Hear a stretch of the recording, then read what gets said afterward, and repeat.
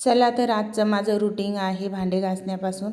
कारण काय झालं, मी उशिरा उठले म्हणजे सकाळी उठले होते 5ला. अहोंना चहा पाणी करून दिला. त्यांची ड्युटीला जाण्याची वेळ आहे 5:20. कारण त्यांना पैठणला जावं लागतं आणि इथून पैठणला जाण्यासाठी 2 तास लागतात, किमान 1.5 तास तरी लागतात. नंतर थोडा वेळ झोपले. 7 वाजेला उठले आणि चैतन्याला नाश्ता वगैरे करून दिला आणि मग परत झोपले. नमस्कार मंडळी, स्वागत आहे तुमचं माझ्या रेणू ब्लॉगमध्ये. तर बघा, गुड मॉर्निंग तर काही म्हणता येणार नाही आज, कारण मी आज खूप लेट उठले आणि नंतर काम सुरुवात केली. झाडून झुडून घेतलं आणि बघा 11 वाजले होते. तर त्यामुळे मी सकाळची कामं जी आवरली ती काही दाखवली नाही, कारण खूप लेट झालं होतं. तर बघा, भांडे वगैरे तर मी घासून घेतली. रात्रीची जी थोडीफार भांडी होती 2-4, आणि सकाळची जी नाश्त्याची ही आणि चहा पाण्याची जी भांडी होती ती तर आता घासून झाली आहे. तर बघा, आमच्या इथे ना, हे बघा, एवढे मी हे रोपं आणली होती. तर हे जेव्हा रोप आणलं तेव्हा हे फूलसुद्धा खूप मोठं होतं, गुलाबी कलरचं. आणि घरी आणल्यानंतर फुलं बघा खूप छोटे छोटे यायला लागले आणि यावरती ना मवासुद्धा पडला आहे. हे बघा,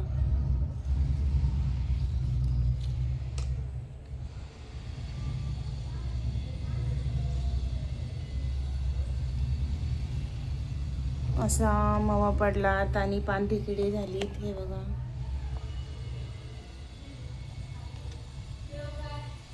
आता यावर एखादा ऑनलाईन स्प्रे बघावं लागेल आणि तेव्हा ते रोग नाहीसे होतील रोपांवरचे. तर बघा, हे बघा, जास्वंदाचं सुद्धा मी आणलं होतं, लाल जास्वंद, आणि हे गुलाबी जास्वंद. लाल जास्वंद तर ते सुद्धा खूप मोठं फूल होतं, पण झालं असं की घरी आणल्यानंतर हे सर्वच रोपांचे फुलं खूप छोटे छोटे यायला लागलेत. तर मग काय, आज मार्केटला जायचं, काही थोडी शॉपिंग करायची, ती तुम्हाला मी नंतर दाखवतेच. त्या अगोदर आता कामावरून घेते. शॉपिंग करण्यासाठी तर जायचं आहे, पण वातावरण बघा काय म्हणतं ते, आभाळ आलेलं आहे, खूप जास्त आभाळ आलेलं आहे. बघू आता, पाऊस जर नाहीच पडला तर नक्कीच शॉपिंगला जाणार. असं आभाळ आलेलं आहे. समोर बघा डोंगर आहे, डोंगरावरती जणू काही पाऊस पडत आहे असं दिसतं. खुशी कुठे चालली? आणि ही बघा आमची खुशी, झोपेतून उशिरा उठली, आंघोळ केली नाही, काही नाही, सारखा मोबाईल बघत बसती. कोण बघतं मोबाईल? कोण? भामटी. मी म्हणते परत ठेवून दे मोबाईल, डोळे खराब होतील. कोणाचे डोळे खराब होतील? मग तुझे डोळे, बाबांचे? तू बघती आणि बाबांचे डोळे खराब होतील का? जा, मोबाईल ठेवून दे, आंघोळ करून ये जा, साबुदाणा करू मग आपण. साबुदाणा आवडतो तुला? कोणाला आवडतो साबुदाणा? कोणाला खायचा? आंघोळ करून या. छकुलीला ना साबुदाणा खूप जास्त आवडतो, तिखट जरी असला तरी पण ती खाती. तर बघा आता कशी गेली लगेच आंघोळीला साबुदाणा करायचा म्हटल्यानंतर. पण काय माहिती का, आता मी अगोदर कपडे धुणार आणि नंतर साबुदाणा बनवणार, आणि तिचा नाश्ता तर तसा झालेलाच आहे, त्याच्यामुळे काय टेन्शन नाही. मग मी नंतर साबुदाणा बनवते. आता उशिरा कामाला लागले होते, त्याच्यामुळे कपडे धुवायला पण खूप जास्त लेट झालं होतं मला.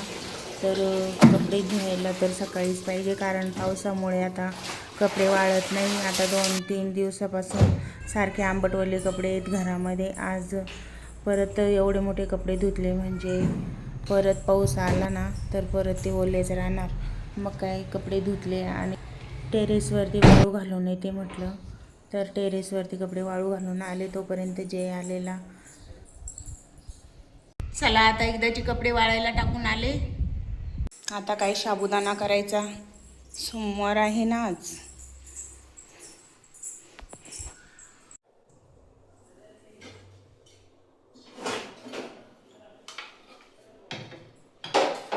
छत्रीला स्टँड बसून घेते.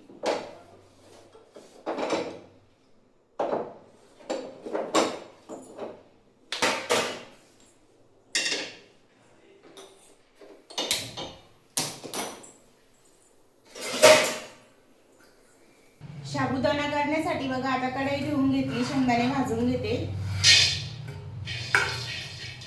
शेंगदाणे भाजल्यानंतर बटाटे चिरते. पण हे बघा, रात्री मी साबुदाणा भिजू घालत असते आणि बघा मोकळा मोकळा आहे साबुदाणा.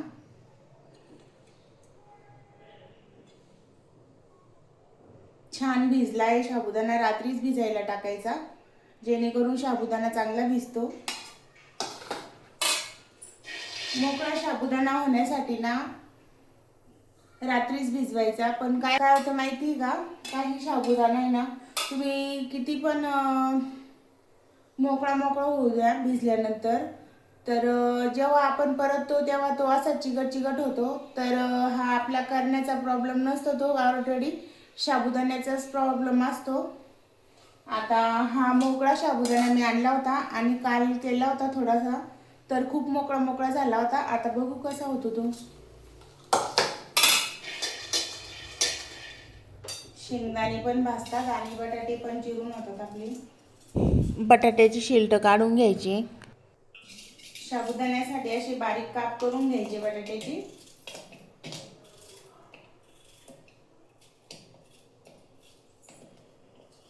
बटाटा असा चिरून घेतला आहे बघा मी बारीक, आणि याला धुवून घ्यायचं.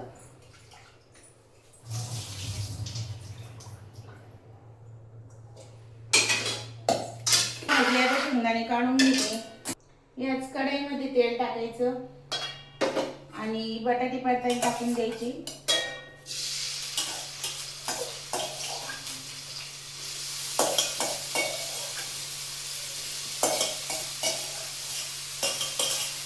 थोडं मीठ पण टाकायचं, म्हणजे ते लवकर नरम होतात.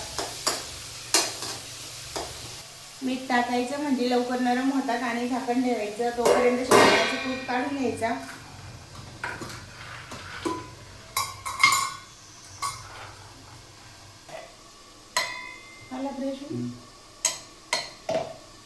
तो लाडू काय तोपर्यंत आता साबुदाणा करते.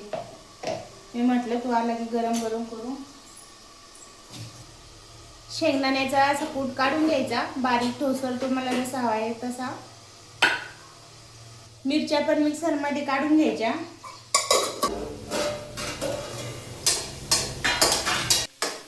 तर बघा शेंगदाण्याचा कूट आणि मिरच्या मिक्सरमधून काढून घेते. तोपर्यंत हे बघा बटाटे असे नरम झालेले आहेत. याच तेलामध्ये अशा जाडसर मिरच्या मिक्सरमधून काढून परतून घ्यायच्या.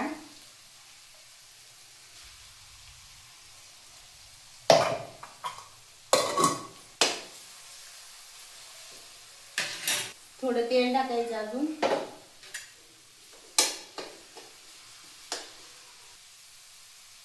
असं छान परतून घ्यायचा मिरचीचा ठेचा. शेंगदाण्याचा कूट टाकायचा.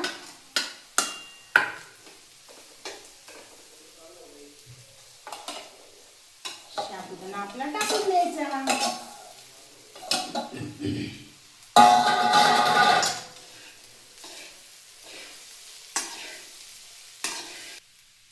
साबुदाण्याला पाहिजे तेवढं मीठ टाकून घ्यायचं. तर असा मोकळा आपला साबुदाणा दिसत आहे. आता जेव्हा तयार होईल तेव्हा बघू कसा होतो. याच्यावर थोडं झाकण ठेवून घ्यायचं. गॅस कमी करायचा. आता साबुदाणा होईपर्यंत बघा शेंगदाणे घ्यायचे. आमटीची तयारी करायची. शेंगदाणे आणि मिरच्या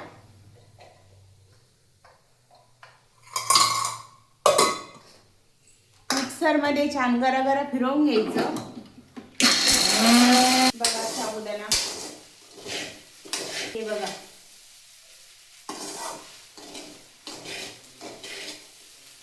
मी म्हटलं ना साबुदाण्यावर अवलंबून असतं मोकळं होणार की असं साबुदाण्याचा गोळा होणार.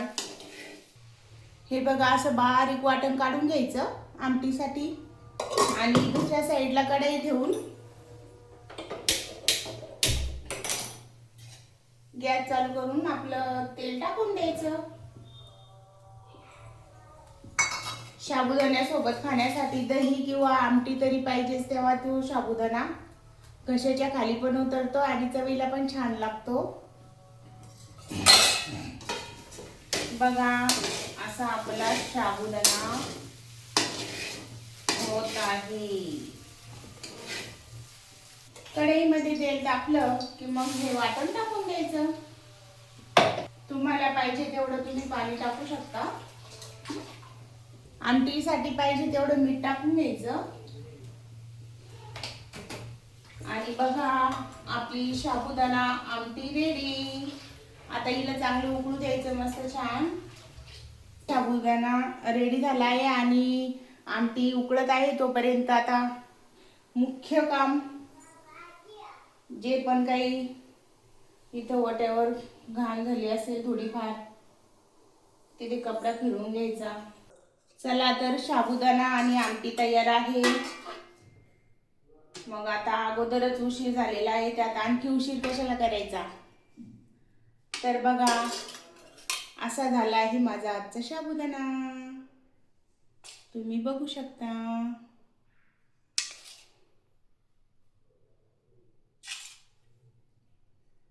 आणि ही आपली आमटी. चला या फराळाचं करायला. जय चल, आज मला सोमवार आहे. आज मी सकाळी स्वयंपाक काही केला नाही. सकाळी फक्त चैतन्यला पोहे करून दिले आणि त्याला पण साबुदाणा आमटी आवडते, त्याच्यामुळे त्याच्यासाठी पण मी साबुदाणा आमटी एक्स्ट्रा करत असते.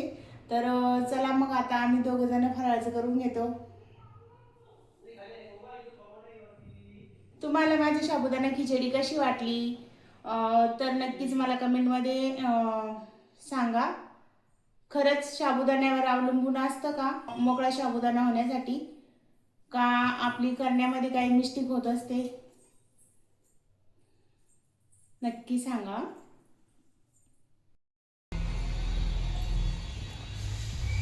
चला, फराळाचं वगैरे झालं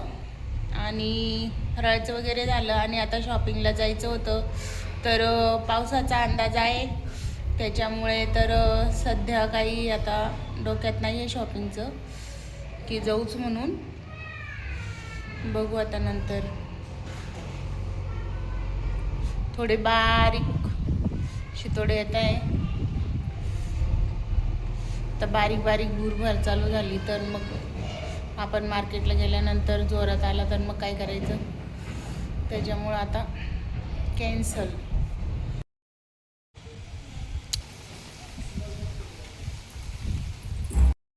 तू इकडे चल, पायपूस पायपूस पायपूस तिथं. दरवाजे लावून घेते, पाणी येते घरात. दरवाजा नाही नाही, बाहेर कशाला फेकती. खुशीला बाहेर पायपूसनं फेकू नको म्हटलं, दिले फेकून पावसात. बघा, बाहेर गेल्यानंतर यायचा म्हटलं जोरात पाऊस, त्यामुळे बाहेर जाणे टाळले आणि पाऊस आलाच. तुम्हाला जर का माझा आजचा व्हिडिओ आवडला असेल तर लाईक, कमेंट, शेअर, सबस्क्राईब नक्की करा. भेटूया नेक्स्ट व्हिडिओमध्ये. तोपर्यंत बाय.